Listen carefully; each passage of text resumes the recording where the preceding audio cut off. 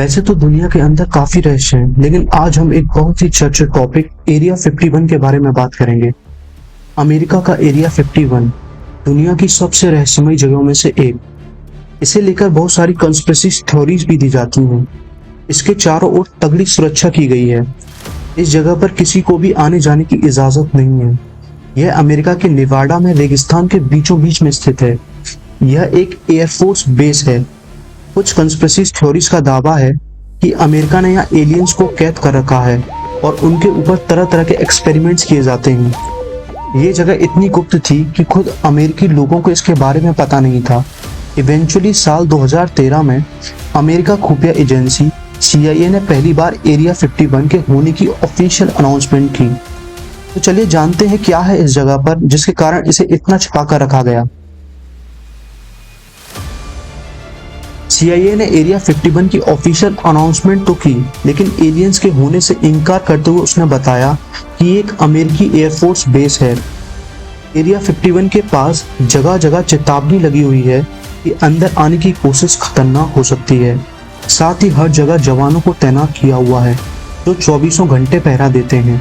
इस एरिया के ऊपर से विमानों को भी गुजरने की अनुमति नहीं है। यह लगभग 3.7 किलोमीटर के क्षेत्र में फैला हुआ है। एक American investigative journalist any Jackson ने एरिया 51 के बारे में कई बातें कहकर तहलका मचा दिया था। BBC को दिए अपने एक इंटरव्यू में इस पत्रकार ने माना कि इस जगह US के बेहद खुफिया प्रोग्राम चलते होंगे। लेट 1970s में रूमर्स फैलने लगते हैं कि एक न्यू मैक्सिको डेजर्ट के ऊपर एक एलियन क्राफ्ट उड़ता हुआ दिखाई दिया। अब अगर रूमर्स की माने तो कहा जाता है इस एलियन क्राफ्ट के ऊपर बिजली गिरती है और ये क्रैश कर जाता है। इसमें बैठे सारे एलियंस मर जाते हैं। फिर उसके 10 साल बाद साल 1980 में मेजर मार्शल एक बुक लिखते हैं जिसका नाम है द रोजवेल इंसिडेंट। वो इस किताब में कहते हैं एक्चुअली में जो मलबा उन्होंने देखा वो पृथ्वी का नहीं है, वह पृथ्वी पर नहीं पाया जाता। इसके बाद कई नई प्रकार की थ्योरी सामने आने लगती हैं। लोग कहते हैं जो UFO क्रैश हुआ था एक्चुअल में उसमें एक जिंदा एलियन पाया गया जिसे US आर्मी ने एक सीक्रेट जगह पर रखा हुआ है और आज तक US आर्मी कोशिश कर रही है एलियन लाइफ पर रिसर्च करने की। और जो यह सब हो रहा है वो है खुफिया जगह एरिया 51। दरअसल एरिया 51 रेगिस्तान के बीचों बीच मौजूद है। यहाँ पर आम जनता के लिए आना सख्त मना है और जगह जगह पर वार्निंग बोर्ड्स भी लगाए हुए हैं। और यदि कोई सस्पिशियस एक्टिविटी करने की कोशिश करेगा तो उसके अगेंस्ट कड़ा एक्शन भी लिया जाएगा। एलियंस के होने पर लगातार यकीन और खोज करने वाले अमेरिका में साल 1950 से कहा जाने लगा कि एरिया 51 में एलियंस रहते हैं। इसकी वजह थी रात बेरात उड़ते विमानों की चमक दिखाई देना। जून 1959 में पहली बार ये बात मीडिया में आई कि नेवाडा के आसपास के लोगों ने हरी चमक के साथ कुछ रहस्यमयी चीजों को उड़ते हुए देखा। अब हम यहाँ पर एक इंसिडेंट की बात करते हैं।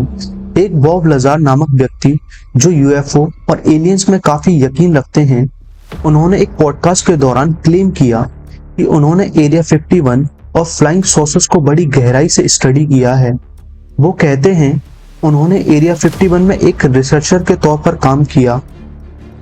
वो कहते हैं इनका जो काम था वो एलियंस टेक्नोलॉजी को रिवर्स इंजीनियर करना था ताकि हम अपनी टेक्नोलॉजीज को बेहतर कर सकें। बॉब लजार के हिसाब से एलियंस धरती पर हजारों सालों से विजिट करते आ रहे हैं।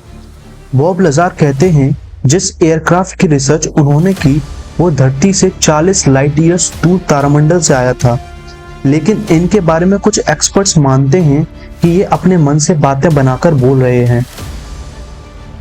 बाद में इनके बारे में एक बात और सामने आती है। पता चलता है कि उनका जो एजुकेशनल बैकग्राउंड है वो भी फैब्रिकेटेड है। उन्होंने फर्जी डिग्री ली हुई थी। साल 2004 में एक और इंसिडेंट सामने आया। डैन बोरिस नाम का एक व्यक्ति दावा करता है कि वो एलियन वायरस को एलियन की बॉडी से निकालता था और वह यह भी क्लेम करता है कि उसने कंप्यूटर लैंग्वेज की मदद से एक एलियन से कम्युनिकेट भी किया। उस एलियन का नाम था जे रॉड।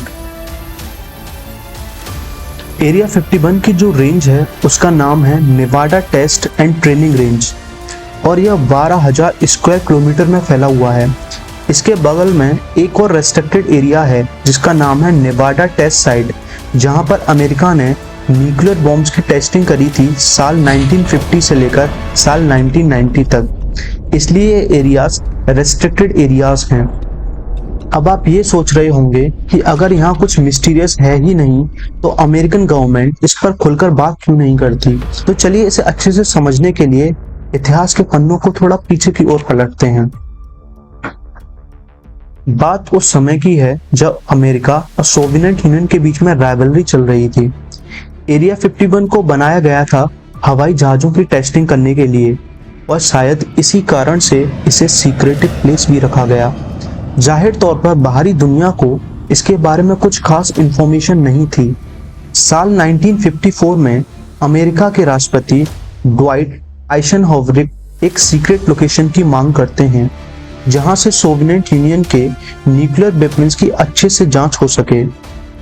CIA के 2 बंदे इस लोकेशन को सर्च करते हैं ताकि इस जगह पर स्पाई प्लेन्स बनाए जा सकें जो सोवियत यूनियन के वेपन्स की अच्छे से जांच करने में मददगार साबित होंगे।